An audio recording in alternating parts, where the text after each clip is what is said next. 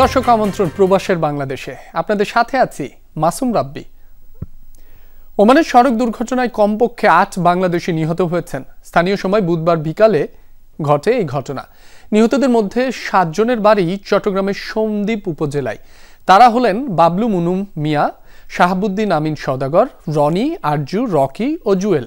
এর মধ্যে ৫ জনের বাড়ি সারিকাইত ইউনিয়নে। একই উপজেলার মাইটভাঙ্গা ও রহমতপুরে ২ জনের বাড়ি।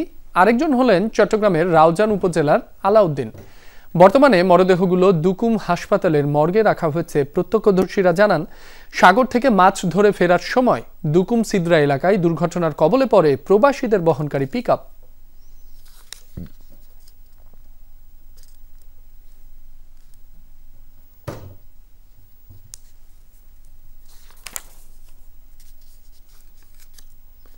দর্শক, এ বিষয়ে আরো জানবো।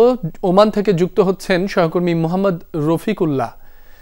রফিকুল্লাহ, দুর্ঘটনা ঠিক কখন ও কোথায় হয়? পিকআপ ভ্যানটি কিভাবে দুর্ঘটনার কবলে পড়ল?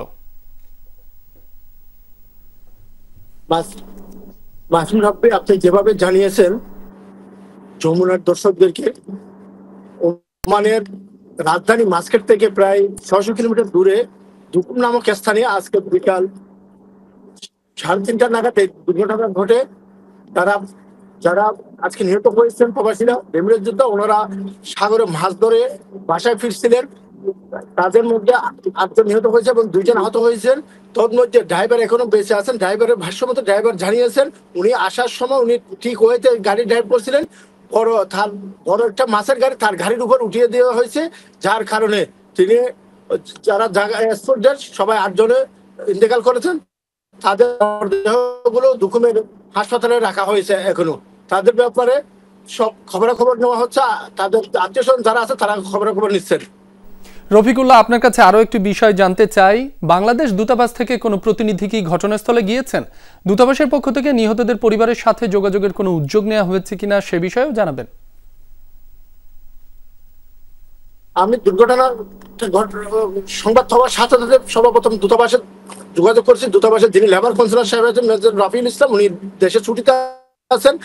তবে তার পরিবর্তে তৃতীয় সচিব শ্রম উইংয়ের আসাদুল হক সাহেব আছেন, ওনার সাথে যোগাযোগ করছি। ওনারা মিজানুর রহমান নামে এক কর্মকর্তাকে প্রায় মাঝখানে বাংলাদেশ দূতাবাস থেকে ৬০০ কিলোমিটার দূরেও দুকুম হসপিটালে পাঠিয়েছেন, যাতে করে ওমান রয়্যাল পুলিশের সাথে যোগাযোগ করে যত প্রকার সহযোগিতা করা যায় এগুলো ডিসকাস করার জন্য ওনারা পাঠিয়েছেন এবং তাদের পরিবারের প্রতি সমবেদনা জানিয়েছেন। এমনকি ওমান সরকারের যে স্বাস্থ্য মন্ত্রণালয় আছে, স্বাস্থ্য মন্ত্রণালয়ের পক্ষ থেকে তাদের খোঁজখবর রাখা হচ্ছে। যারা আহত আছে ২ জন, তাদের যাতে দ্রুত সুস্থতা ফিরিয়ে আনতে পারে সেজন্য চিকিৎসার জন্য নির্দেশনা দেওয়া হয়েছে। আর একটা বিষয় বলে রাখি, এখানে যারা আছে ১ জন রাউজানের আর বাকি ৭ জনের বাড়ি কিন্তু চট্টগ্রাম সন্দ্বীপ উপজেলায়। এতে করে সন্দ্বীপ উপজেলার মধ্যে একটা সুখের ছায়া নেমে আসছে। মাসুম রাব্বি। রফিকুল্লাহ, আপনাকে অনেক ধন্যবাদ।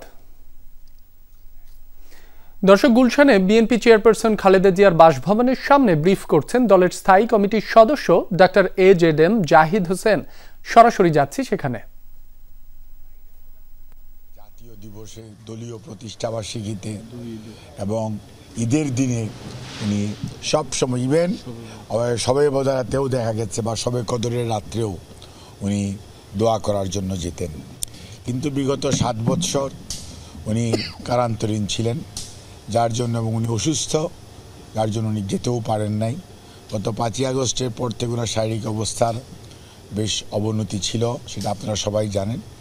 ওনাকে চিকিৎসা করানোর জন্য দেশের বাইরে যাওয়ার পরিপ্রেক্ষিতে উনি এখন ফেরত আসার পর উনি গত কয়েকদিন যাবত অসুস্থ থাকার পর এখন একটু সুস্থ বোধ করছিলেন এবং শারীরিকভাবে ওনার অবস্থা কিছুটা স্থিতিশীল। সেই অবস্থায় উনি নিজে থেকেই আগ্রহ প্রকাশ করেছেন যে উনি ওনার শহীদ রাষ্ট্রপতি জিয়াউর রহমানের সমাধিস্থলে উনি যাবেন, দোয়া করবেন, ফাতিহা পাঠ করবেন। এবং সেই হিসাবেই উনি আজকে ওনার পরিবারের 2 সদস্য, 2 ভাইয়ের স্ত্রী অর্থাৎ মরহুম সাইদ ইস্কান্দার সাহেব এবং শামীম ইস্কান্দার সাহেবের সহধর্মিণী 2 জনকে সাথে নিয়ে এবং বিএনপির মহাসচিব জনাব মির্জা ফখরুল ইসলাম আলমগীরকে সাথে নিয়ে এবং উনি ওনার চিকিৎসকদের, মেডিকেল বোর্ডের চিকিৎসকদের মধ্যেও এখানে আপনার professor FM Siddiqui, professor doctor Shahabuddin Talukdar, doctor Zafar Iqbal সহ অন্যদেরকে সাথে নিয়ে উনি ওখানে গিয়েছিলেন। বিএনপির নেতাকর্মীদেরকে উনি তেমন এটা ব্যক্তিগত যেহেতু প্রোগ্রাম উনি নিজে কাউকে জানাতে চাননি। তারপর আমাদের দলের নেতাকর্মীরা যারা খবর পেয়েছে তারা উৎসাহ নিয়ে যেহেতু দেশনেত্রী শহীদ জিয়ার মাজারে যাবেন অনেকে এসছেন, সেটা আপনারা দেখেছেন। ওনাদেরকে নিয়ে উনি ওখানে যাওয়ার পর উনি সেখানে কোরআন তেলাওয়াত করেছেন, আল্লাহ রাব্বুল আলামিনের কাছে দোয়া করেছেন, ফাতিহা পাঠ করেছেন, দুরূদ শরীফ পড়েছেন এবং শহীদ রাষ্ট্রপতি জিয়াউর রহমানের আত্মার মাগফিরাত কামনা করে দোয়া করেছেন। আরাফাত রহমান কোকো সহ বিগত এই গণতন্ত্র পুনরুদ্ধারের আন্দোলনে যারা শহীদ হয়েছে এবং যারা গুম হয়েছে বা পঙ্গুত্ব বরণ করেছে, গুম এর পরিবারের সদস্যদের জন্য এবং যারা গুম হয়েছে তাদেরকে ফেরত পাওয়ার জন্য, যারা পঙ্গুত্ব বরণ করেছে তাদের সুস্থতার জন্য এবং যারা শহীদ হয়েছে তাদের আত্মার মাগফিরাত কামনা করে উনি সবার জন্য, দেশবাসীর জন্য উনি দোয়া করেছেন। এবং উনি ওনার অসুস্থ থাকাকালীন সময়ে দেশের মানুষ ওনার জন্য যে দোয়া করেছে সেজন্য উনি নিজেও সেটার জন্য শুকরিয়া আদায় করেছেন মহান রাব্বুল আলামিনের কাছে এবং সেটা করে উনি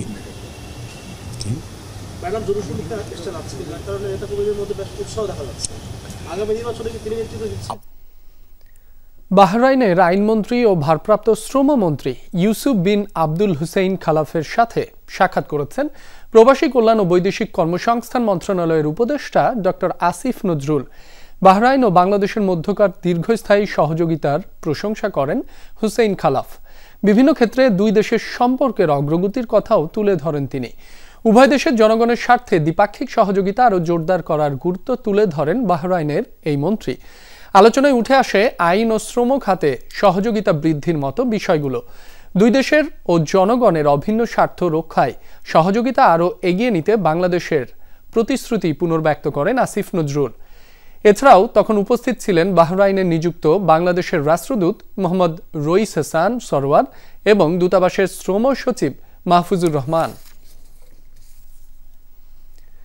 বাংলাদেশের নির্বাচন নিয়ে ভারতের পররাষ্ট্র সচিবের বক্তব্য অনভিপ্রেত। এটি বাংলাদেশের অভ্যন্তরীণ বিষয় বলে মন্তব্য করেছেন পররাষ্ট্র উপদেষ্টা তৌহিদ হোসেন।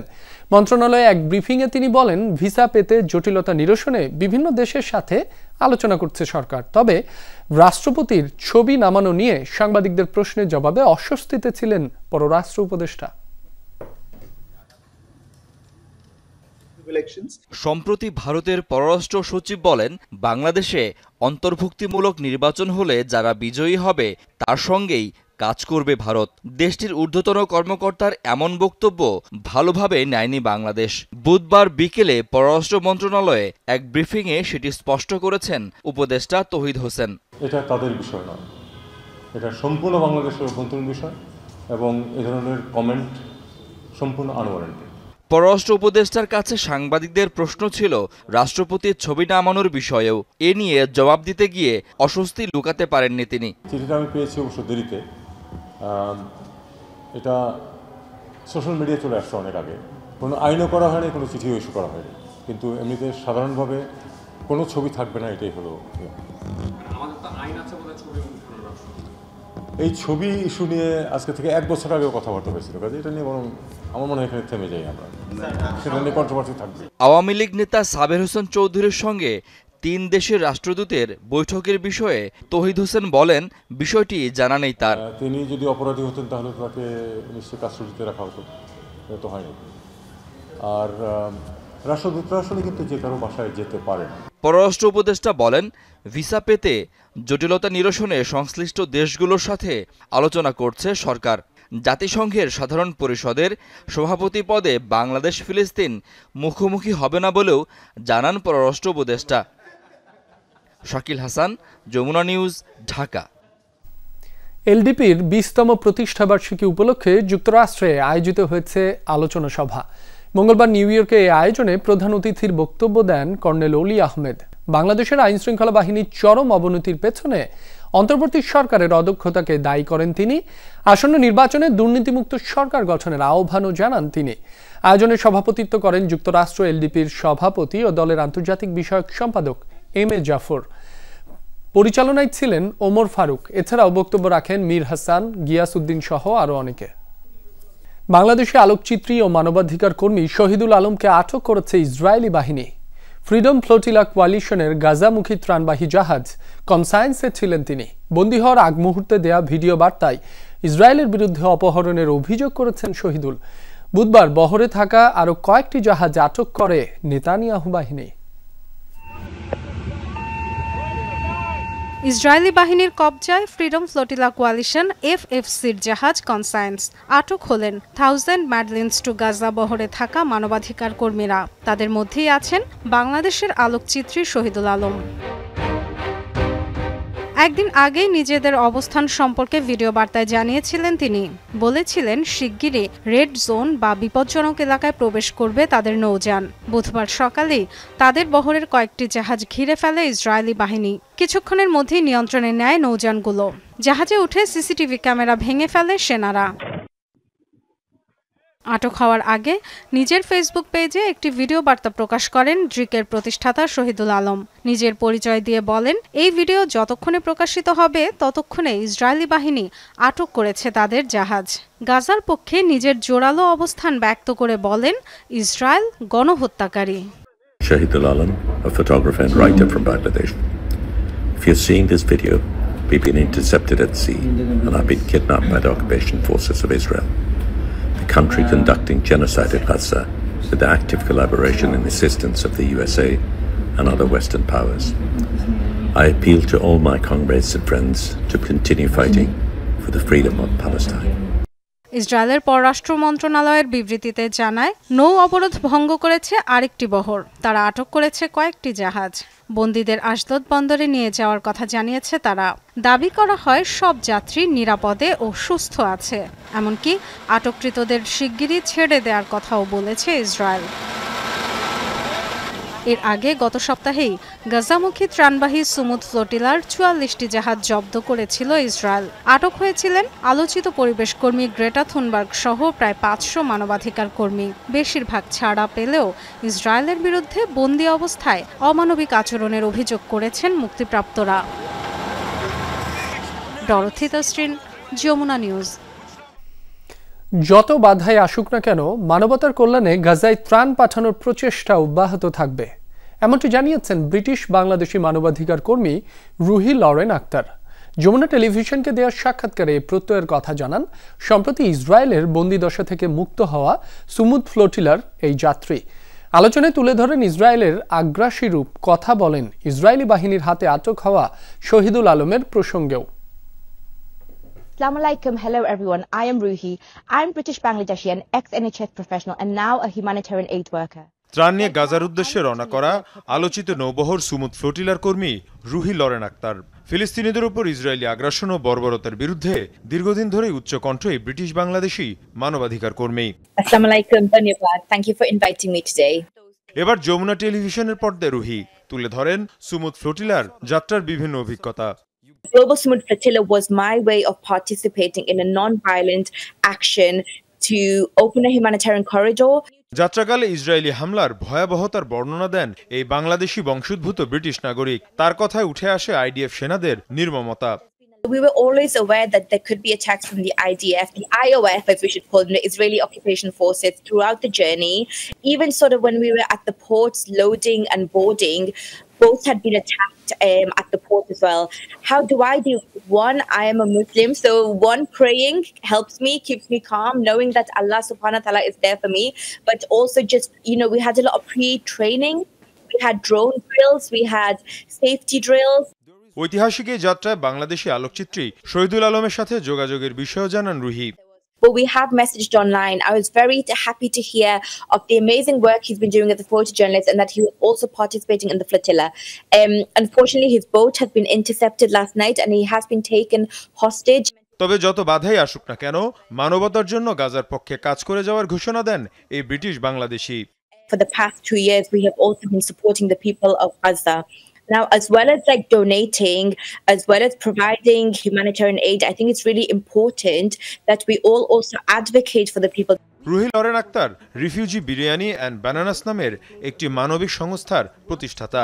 এই সংস্থাটি সংঘাত কবলিত মানুষের কাছে জরুরি খাদ্য, স্বাস্থ্য সামগ্রী সরবরাহ সহ নানা প্রশিক্ষণও দিয়ে থাকে। মীর মুশফিকা হাসান, যমুনা নিউজ। চীনে বাংলাদেশ জাতীয়তাবাদী দল বিএনপির বৃহত্তর চীন শাখার উদ্যোগে অনুষ্ঠিত হয়েছে বনভোজন। হুইঝু শহরে 2 দিনব্যাপী আয়োজন করা হয় এই ভ্রমণের। এতে অংশ নেন সাখাওয়াত হোসেন কানন, শেখ মাহবুবুর রশিদ, ওয়ালিউল্লাহ, এস.এম. আলামিন, হাসমত আলী মৃধা জেমস, সালাউদ্দিন ভিক্টর সহ দলটির বহু নেতাকর্মী। এছাড়াও অনুষ্ঠানে ভার্চুয়ালি যোগ দেন চায়না বিএনপি নেতা আসিফ হক রূপু। বনভোজনটি উপভোগ করেন দেশটিতে বসবাসরত শতাধিক বাংলাদেশি এবং বিএনপি ও এর অঙ্গ সংগঠনের নেতাকর্মী। মধ্যপ্রাচ্যের অন্যান্য দেশের মতো কাতারেও যাত্রা শুরু করল বাংলাদেশি প্রতিষ্ঠান গোল্ডেন সুপারমার্কেট। রাজধানী দোহার প্রবাসী অধ্যুষিত আল জাদিদে চালু হয়েছে প্রতিষ্ঠানটির নতুন শাখা। এ সময় ফিতা ও কেক কেটে এর উদ্বোধন করেন পিকউইক গ্রুপের চেয়ারম্যান আলমগীর হোসেন আলী। সাথে ছিলেন প্রতিষ্ঠানটির 2 স্বত্বাধিকারী মোহাম্মদ খোকন মাহমুদ ও মোহাম্মদ সোহেল আমিন। এছাড়াও উপস্থিত ছিলেন প্রবাসী চট্টগ্রাম, সিলেট, ব্রাহ্মণবাড়িয়া, মাদারীপুর ও ভৈরব কমিউনিটির নেতারা। উদ্বোধনের দিন পণ্যের ওপর বিশেষ ছাড় দেয়ায় প্রচুর ক্রেতা সমাগম হয়। আমরা চেষ্টা করবো এখানে কাতারের মাটিতে আমরা আসছি, এখানে মানে বড় একটা পরিসরে মানে কি বাংলাদেশের জন্য মনে করেন কি কাজের মানে ব্যবস্থা করবো ইনশাআল্লাহ। সিঙ্গাপুর ব্যবসা আছে, থাইল্যান্ডের ব্যবসা আছে, দুবাই অলমোস্ট আমাদের ম্যাক্সিমাম 12 ইয়ার্স আমরা ব্যবসা বাণিজ্য করি ওখানে। তো আমরা কাতারে আসছি একটা নতুন প্রতিষ্ঠান করার জন্য। বাংলাদেশি অধ্যুষিত এলাকায় দোহা জেদিতে গোল্ডেন হাইপার মার্কেট নামে নতুন একটি মার্কেট আজকে উদ্বোধন হলো। আমাদের 2 প্রিয় ভাই, বাংলাদেশি ভাই, এরা দুবাইতে, আবুধাবিতে, রাসেল খেমাতে একাধিক ব্যবসা বাণিজ্য করে, সেই সুবাদে তারা কাতারের মাটিতেও ব্যবসা করার জন্য এসেছেন। দুর্গোৎসব ও লক্ষ্মী পূজার ছুটি শেষে আখাউড়া স্থলবন্দর দিয়ে আমদানি রফতানি কার্যক্রম শুরু হয়েছে। বুধবার সকালে ভারতের ত্রিপুরায় মাছ রপ্তানির মধ্য দিয়ে ফের বাণিজ্য কার্যক্রম শুরু করেন ব্যবসায়ীরা।